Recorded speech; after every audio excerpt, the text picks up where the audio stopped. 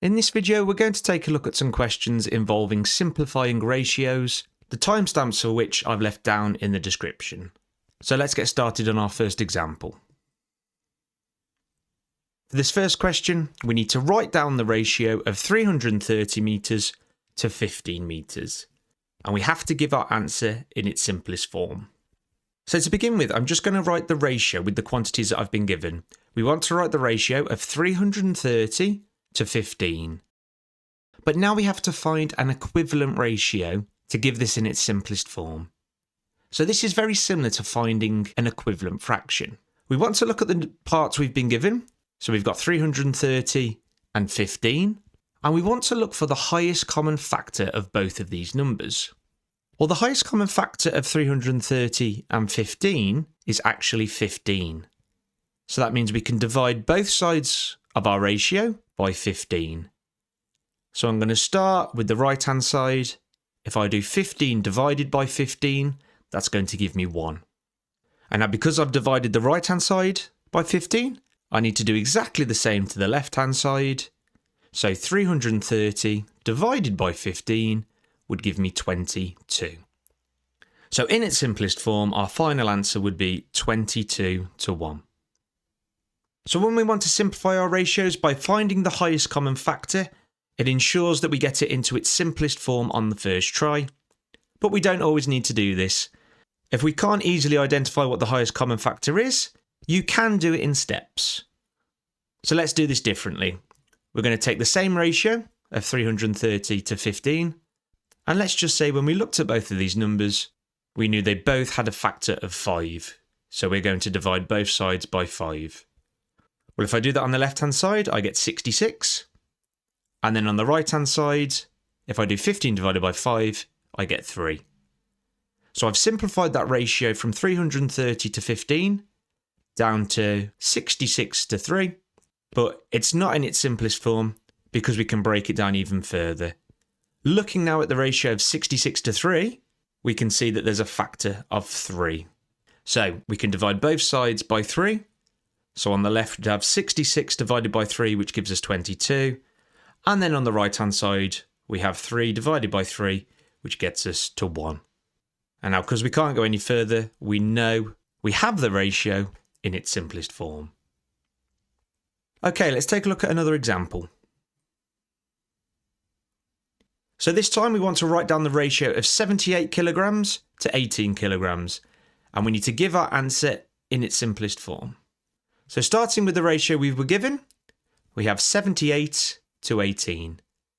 So I'm looking for an equivalent ratio to this. So I want to do it in one go. So can we find the highest common factor of these two numbers? Well, the highest common factor of 78 and 18 is actually 6. So we can divide both of these numbers by 6. And because that's the highest common factor, that means it'll get us straight to its simplest form. So starting on the left, if we have 78 divided by 6, that gives us 13. And then on the right-hand side, we have 18 divided by 6, which gives us 3. So our ratio in its simplest form would just be 13 to 3. Okay, let's take a look at one final example. So for this question, we have John has the following coins. We need to write down the ratio of the value of John's 20p coins to the value of John's 50p coins. So the important part in this question is where it says the value of his coins. So not how many coins he has of each denomination, it's the value of those particular coins. So let's start with the 20p coins. We can see that he has 3 20p coins. So to find the value, I'm just going to do 20 multiplied by 3.